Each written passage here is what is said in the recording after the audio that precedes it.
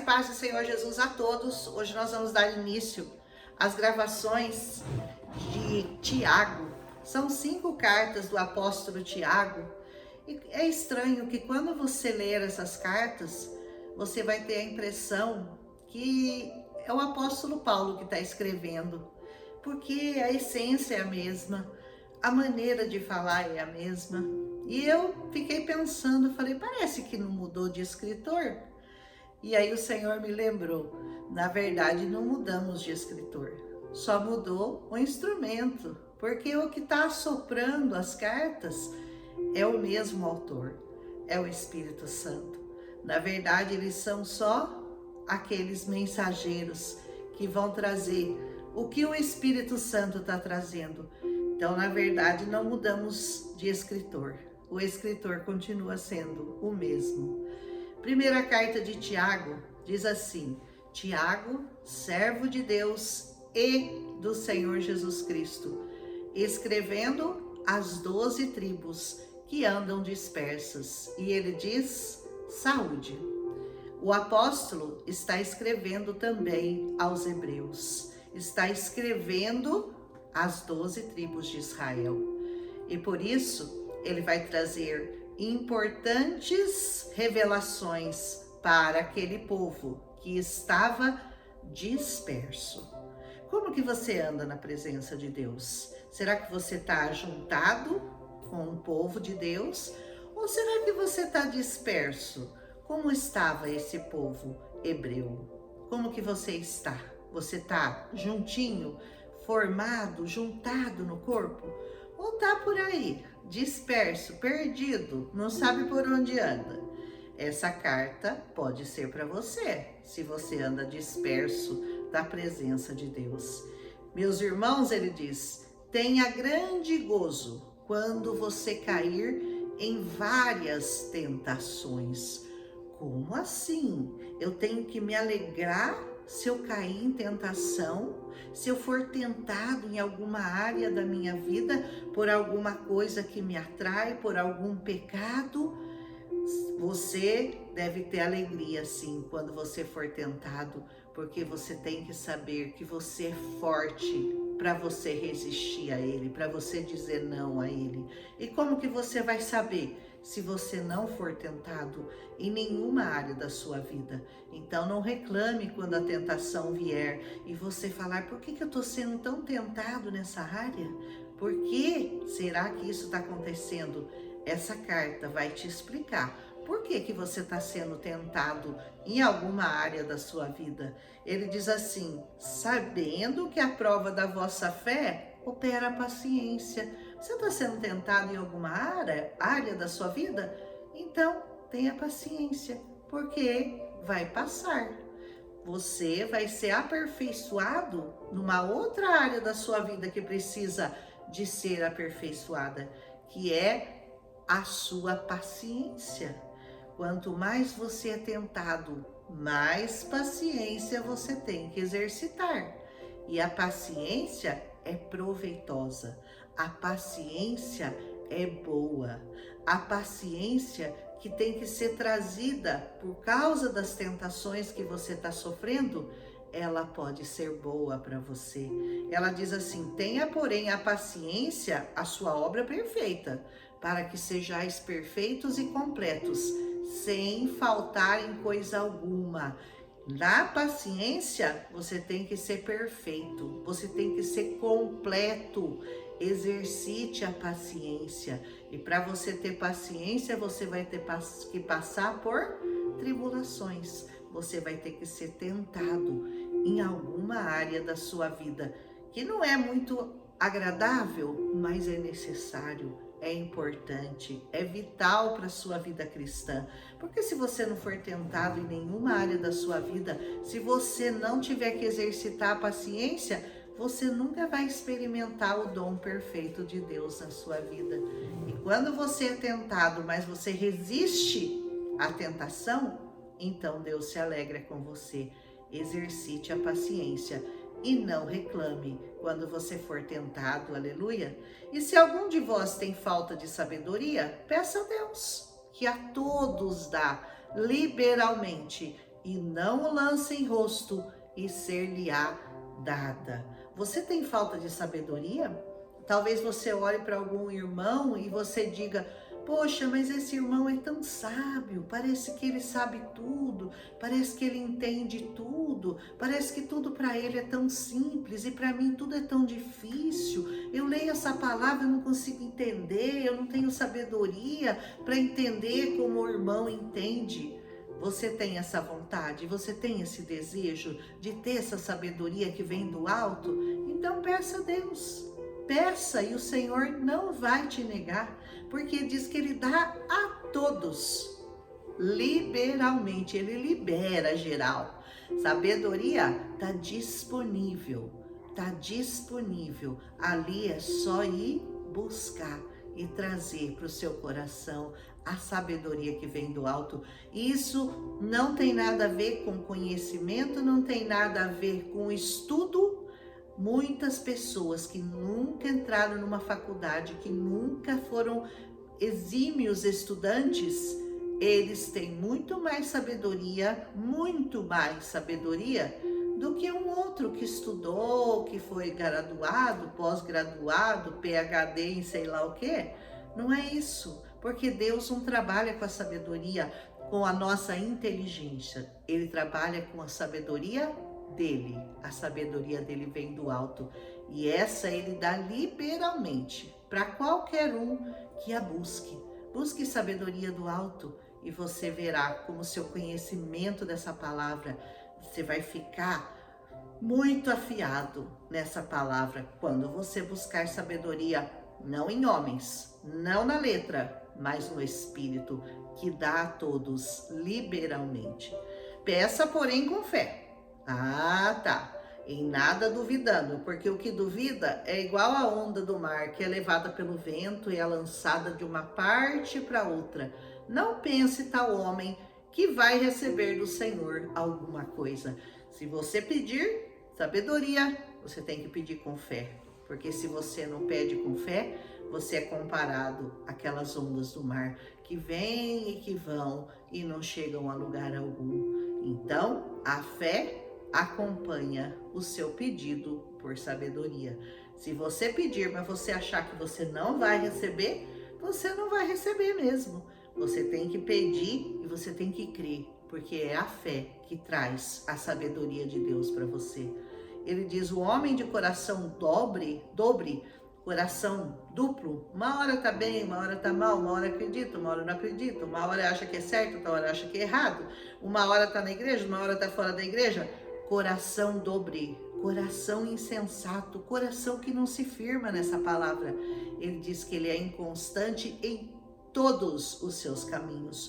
Não é só em um, é em todos. Então não tenha um coração dobre, tenha um coração reto, um coração sarado, um coração de fé, um coração firmado nessa palavra. Aleluia. Mas glorie-se o irmão abatido na sua exaltação, e o rico em seu abatimento, porque ele passará como a flor da erva. Todos passarão, né? O rico vai passar, o irmão que está abatido. Então, não se sinta menosprezado, não se sinta menos do que ninguém. Se você está abatido, se você está cansado, se você está desanimado, você tem que buscar forças, você tem que buscar sabedoria, você tem que buscar fé. E tudo isso você vai encontrar, sabe onde? Nessa palavra que eu estou lendo para você. Essa palavra, ela é perfeita, em nada ela precisa ser mudado e ela tem tudo que a sua alma precisa para viver em paz. Disse: então o rico também, ele vai passar, viu? Como a flor da erva. Então não se glorie o rico de ter dinheiro, não se exalte por causa disso, porque o Senhor, o que levanta é o mesmo que abate. Porque sai o sol com ardor e a erva seca, e a sua flor cai, e a formosa aparência do seu aspecto perece. Assim se murchará também o rico em seus caminhos. Nós somos como essa flor, como essa erva que sai no sol, de repente ela seca, ela murcha e ela morre. Cada um de nós é assim. Nós temos uma passagem muito breve por essa terra e nós sabemos que algo muito maior, que uma eternidade nos aguarda. E ai de você, se você estiver esperando ou se gloriando só nas coisas dessa terra, só no dinheiro dessa terra, só nos bens dessa terra. Ai de você, porque você é como essa erva seca que vai murchar, vai para baixo da terra, e se você não tiver nada lá em cima construído, para onde você vai? Que eternidade, onde você passará a sua eternidade? Na escuridão, nas trevas, no calor, sem água, sem luz, sem a presença do Senhor na sua vida? Corra para você viver essa palavra, é muito importante. Bem-aventurado o homem que sofre a tentação, porque quando ele for provado, ele receberá a coroa da vida, aleluia, a qual o Senhor tem prometido aos que amam. O Senhor tem prometido para você a coroa da vida, mas você tem que suportar todas as suas provações. Nunca reclame, nunca diga que a cruz está pesada demais, que o Senhor não dá uma cruz mais pesada do que você possa carregar. Confia no Senhor, siga a sua vida, siga em frente com alegria, com esperança, com fé, com amor no seu coração, amando as pessoas, bendizendo as pessoas, orando pelas pessoas. Se você segue a sua vida dessa maneira que a Bíblia nos instrui, você vai alcançar essa coroa da vida que o apóstolo Tiago está nos falando. Ele diz: ninguém sendo tentado, quando você sofrer alguma tentação, não diga assim, ó, de Deus eu sou tentado. Por quê? Porque Deus não pode ser tentado pelo mal e a ninguém ele tenta. Ele não pode ser tentado pelo mal e ele também não tenta ninguém. Cada um, ele diz, é tentado quando é atraído e engodado pela sua própria concupiscência. E depois, havendo a concupiscência concebido, ela dá luz ao pecado. E o pecado, sendo consumado, gera morte. Não é Deus que tenta você. O que tenta você são os seus olhos. É o que está dentro de você, é o seu pecado original. Você olha, você deseja e você pode ou não dar à luz aquilo. Você olha para aquilo, você está sendo provado em alguma área da sua vida que atrai você e você sabe que aquilo é pecado. Isso sim pode estar te tentando, mas você pode olhar para aquilo e dizer: não, eu não vou praticar isso, eu vou fugir disso. Qual que é a sua tentação? Qual que é a área da sua vida na qual você pensa que Deus está te tentando? Não é Deus que está te tentando, é o seu próprio pecado, é a sua concupiscência, são seus olhos, são seus ouvidos, é o desejo do seu coração que é por natureza pecador, mas você tem como fugir desse pecado. Então você olha para aquilo, você deseja aquilo, mas você diz não.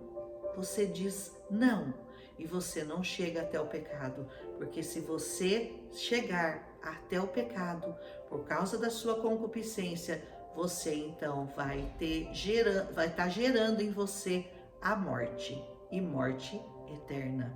Nós não estamos falando de morte do corpo. O apóstolo aqui está falando da morte da sua alma, porque ele nem está preocupado com o seu corpo, ele está preocupado com a morte eterna, porque o assunto dessa Bíblia, o assunto dessa palavra é morte e vida. Aqui na terra, não, morte e vida eterna. Aleluia! Não erreis, ele diz, meus irmãos amados, toda boa dádiva e todo dom perfeito vem do alto, descendo do Pai das luzes, em quem não há mudança nem sombra de variação. Por isso que ele diz, o homem pode ter o ânimo dobre, mas Deus não muda. Ele não tem sombra nenhuma de variação. E todo dom perfeito vem dele. Todo dom perfeito vem do alto. Então peça esse dom para a sua vida, mas peça com fé, sabendo que ele é poderoso e ele dá a todos que pedem. Segundo a sua vontade, ele nos gerou por meio da palavra da verdade. Você foi gerado por essa palavra que eu estou lendo aqui, para que fôssemos como primícias das suas criaturas. Jesus é o primogênito e nós também somos a continuação, a cópia, temos o DNA de Jesus Cristo. Nós continuamos a ser as primícias das criaturas do Senhor. Portanto, meus amados irmãos, todo homem seja pronto para ouvir, tardio para falar e tardio para se irar. Seja sempre pronto a ouvir. Ouça essa palavra, esteja sempre pronto para ouvir essa palavra. Nunca diga não a essa palavra. Agora eu não quero ouvir a palavra. Eu não tenho tempo, eu não tenho 10 minutos por dia para o Senhor. Esteja sempre pronto para ouvir essa palavra. Seja tardio para falar e mais tardio ainda para você se irar, porque a ira traz a raiz de amargura. A raiz de amargura sendo gerada no seu coração vai te trazer doenças físicas, doenças emocionais. Então não deixa a ira tomar conta do seu coração. Essa palavra te alerta, não se põe o sol sobre a vossa ira. Pode se irar, mas não peque, não durma irado. Irai-vos e não pequeis, não se ponha o sol sobre a sua ira. A ninguém você deva coisa alguma, a não ser amor. Você é devedor ao seu irmão, você deve ao seu irmão o amor, nada além disso. Porque a ira do homem não opera a justiça de Deus. Quando você se deixa levar pela ira, você impede que a justiça de Deus seja aplicada contra aquele com quem você se irou. Porque Deus diz, bom, então você está irado, você quer fazer você mesmo a sua justiça? Você não quer entregar ele para mim? Você quer você mesmo deixar ele aí no seu coração com ira? Então eu não vou fazer nada. Quando você libera a pessoa, aí a justiça de Deus vai para cima dele. Não se ire com ninguém. Por isso, rejeitando toda a imundície, toda a superficialidade de malícia, recebei com mansidão a palavra em vós enxertada, a qual pode salvar as vossas almas. Lembra quando lá em Romanos nós falamos que nós somos enxertados na boa oliveira, que cortou os ramos originais, que eram os hebreus, e nos enxertou na boa oliveira? Você foi enxertado nessa palavra, meu irmão, e ela pode salvar a sua alma. Não quer dizer que ela vai, quer dizer que ela pode. Como assim não vai? Se você não deixar que ela opere em você tudo que ela tem que fazer, se você se afastar dessa palavra, se você se recusar a ouvir essa palavra, se você recusar-se a viver segundo os caminhos do Senhor, saiba que essa palavra para você será inútil e ela não poderá salvar a sua alma. E sendo cumpridores da palavra, não só ouvinte, não adianta só, eu ouço a palavra todo dia, mas você cumpre? Você perdoa como Deus manda perdoar? Você ora como Deus te manda orar? Você jejua como essa palavra te pede? Você louva o Senhor como essa palavra te pede? Você vai à igreja e você louva ao Senhor quantas vezes for necessário? Você cumpre todos os requisitos dessa palavra?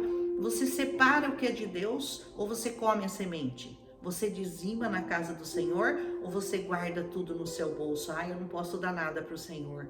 Enquanto você não aprender a dar, Deus também não vai te dar abundantemente. Alguma coisa pode até ser, mas abundantemente é quando você se libertar de todas as coisas que te prendem a esse mundo e aprender que quanto mais você dá, mais você recebe. Isso é uma lição para você. Aprenda a cumprir todos os mandamentos, seja obediente a essa palavra, não queira lutar contra ela, não queira ensinar, não queira contradizer, mas não é bem assim, essa palavra é bem assim, ela é o que ela é, a Bíblia é o que ela diz que ela é, e você pode o que ela diz que você pode. Acredite na palavra de Deus, porque se alguém é ouvinte da palavra e não é cumpridor, é igual o homem que contempla o espelho, o seu rosto natural, porque ele se contempla, depois ele se vai e logo ele se esquece de como ele era. Sabe quando você se olha assim no espelho, você se contempla, depois você sai da presença do espelho, você já não lembra mais como que você era. Assim é quem ouve essa palavra, mas não a cumpre. Aliás, é até pior para você, porque ai de você, né, que ouviu, sabia da verdade, mas recusou-se a segui-la. Pior para você, o seu estado é pior do que aquele que não ouve. Aquele, porém, que atenta bem para a lei perfeita da liberdade e nisso persevera, não sendo ouvido, não sendo um ouvinte que esquece, mas fazedor dessa obra, esse tal será bem-aventurado no seu feito. Você vai ser bem-aventurado quando você não só ouvir, mas quando você cumprir essa palavra, quando você obedecer essa palavra. Se alguém entre vós cuida ser religioso e não refreia sua língua, antes engana seu coração. A religião desse é o quê? É vã. Você tem língua comprida? Você gosta de falar dos outros? Você gosta de apontar o defeito dos outros e não olhar para os seus mesmos para que Deus possa te corrigir?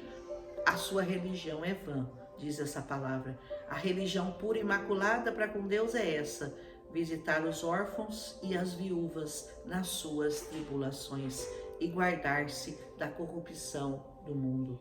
Certa vez eu pensando sobre isso, eu disse, mas Senhor, eu não visito orfanato, eu não conheço muitas viúvas, inclusive eu sou uma delas, mas eu não visito viúvas necessitadas. O que quer dizer essa palavra? E o Senhor me disse uma coisa muito linda: os órfãos deste mundo são aqueles que estão sem pai, mas não o pai dessa terra, estão sem o pai lá do alto. É aqueles que ainda não receberam o Senhor Jesus como Senhor e Salvador. E as viúvas são as que estão sem marido. Sabia que o Senhor é o seu marido? O Senhor é o meu marido e Ele é um ótimo marido. O melhor que eu poderia ter é o Senhor Jesus. Aleluia! Então, visitar órfãos e viúvas significa, literalmente, trazer para as pessoas, apresentar para as pessoas um pai, um marido, um cuidador. E você não se envolver com a corrupção desse mundo, porque esse mundo nos corrompe. Esse mundo é por essência, por natureza, um corruptor. Ele corrompe o nosso coração, ele corrompe tudo aquilo que você se chega perto, que você deseja, por causa da concupiscência, por causa do pecado que está em nós. Livre-se da corrupção desse mundo. Procure andar com pessoas que falem a sua língua, com pessoas que amam essa palavra como você ama, pessoas que confessam o Senhor Jesus como você confessa. E sempre que você tiver a oportunidade, seja luz aonde quer que você esteja, sempre trazendo uma palavra, essa palavra saradora para a vida das pessoas. Nós terminamos assim o livro de Tiago, capítulo 1.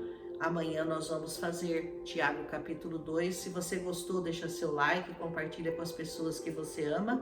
E amanhã nós seguiremos em frente. Tiago é um livro muito lindo. Foi escrito pelo Espírito Santo. O mesmo que escreveu Hebreus, Efésios, sempre o autor é o mesmo. Muda de nome apenas aquele que está ouvindo e trazendo, mas o autor é sempre o mesmo. Aleluia! Um abraço e até amanhã.